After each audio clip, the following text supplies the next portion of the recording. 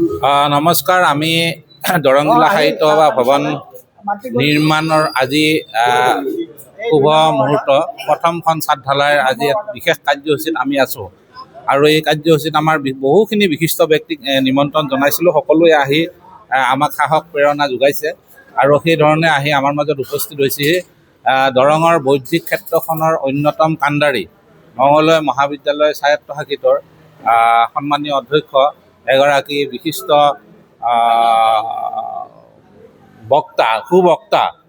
সুবক্তা গতিকে তেখেত doctor Kamalakanta Bora sir আমাৰ মাজত উপস্থিত হৈছে। আজিৰ এই মুহূৰ্তত তেখেতৰ মনৰ পৰা দুআষাৰ আমি শুনিবলৈ ইচ্ছা কৰিছোঁ। নিশ্চয়কৈ চিৰচেনেহী মোৰ ভাষা জননী দৰং জিলা সাহিত্য সভাৰ যি প্ৰকল্প ভৱন নিৰ্মাণৰ আজি শুভাৰম্ভণি, এই শুভাৰম্ভণি অনুষ্ঠানত মই উপস্থিত থাকিবলৈ পাই আমাৰ সাহিত্যৰ লগত জড়িত সন্মানীয় ব্যক্তিসকল, যিসকল ব্যক্তিৰ আশাসুধীয়া প্ৰচেষ্টাত আজি এই আমাৰ এটা বহুদিনীয়া সপোন বাস্তৱায়িত হোৱাৰ পথত গৈছে। G+2 এটা কনষ্ট্ৰাকশ্যনৰ আজি শুভাৰম্ভণি হৈছে। গতিকে নিশ্চয়কৈ সাহিত্যপ্ৰেমী, সাহিত্য অনুৰাগী, লগতে সাহিত্য সভাৰ লগত জড়িত ব্যক্তিয়েই নহয়, দৰংবাসীৰ কাৰণে এইটো এটা বৰ ভাল খবৰ যে পূৰ্বে আমি অস্থায়ীভাৱে হ'লেও আমাৰ বিশেষ ব্যৱস্থাৰে এটা ভৱনত এই কাৰ্যসূচী চলি আছিল। নিশ্চয়কৈ সেই ভৱনটোৱেও আমাক যথেষ্টখিনি সুযোগ দি আহিছে, কিন্তু যিহেতু এতিয়া আমাৰ কিছুমান আমাৰ অভাৱ অনুভূত হৈছে, গতিকে এই এটা দীঘলীয়া পৰিকল্পনাৰ পিছত আজি এটা সুন্দৰ ভৱন নিৰ্মাণৰ এটা শুভাৰম্ভণি হৈছে।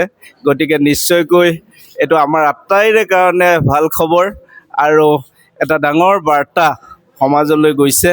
আৰু এনেকুৱা এটা শুভ মুহূৰ্তত মই থাকিবলৈ পাই মই নিজকে ধন্য মানিছোঁ। আমাৰ দৰং ৰত্ন আমাৰ ফুলেন্দ্ৰনাথ চহৰীয়া ছাৰ আছে, আমাৰ ডাক্টৰ অমৰেন্দ্ৰ নাৰায়ণ দেৱ মহোদয় আছে আমাৰ লগতে অন্যান্য বিশিষ্ট ব্যক্তিসকল, সাহিত্যৰ লগত জড়িত যিসকলে দৰং জিলা সাহিত্য সভাক গুৰি ধৰি আজি এই পৰ্যায়লৈ আনিছে। অসমৰ ভিতৰতে এটা অন্যতম জিলা সাহিত্য সভা দৰং জিলা সাহিত্য সভা, আৰু আজি পুনৰ সেইটো প্ৰতিফলিত হৈছে যে সাহিত্য সভা ভৱনটো ইমান আটকধুনীয়া, যিটো ড্ৰয়িং আমি দেখিছোঁ যে সেইটো যদি সঁচাকৈ হৈ উঠে এই টাউনৰ মাজমজিয়াত ইমান সুন্দৰ পজিশ্যনত, এইটো সঁচাকৈয়ে আমি ভাগ্যৱান বুলি ভাবিছোঁ। গতিকে মই মৃণাল সম্পাদক ডাঙৰীয়া, লগতে নিৰ্মাণ সমিতিৰ সভাপতি সন্মানীয় বসন্ত দাস মহোদয়কে ধৰি যিসকল ব্যক্তি আজি আমাৰ নিৰ্মাণৰ যি আমাৰ কমিটি আছে, আটাইকেইগৰাকী ব্যক্তিলৈ মই শুভেচ্ছা জনোৱাৰ লগতে ইয়াত লগত জড়িত ধন্যবাদ জনাইছোঁ। আৰু এই ক্ষেত্ৰত আমি আটাইয়ে সহায় সহযোগিতা আগবঢ়াম বুলি আমি আটাইয়ে প্ৰতিজ্ঞাবদ্ধ হৈছোঁ। ধন্যবাদ।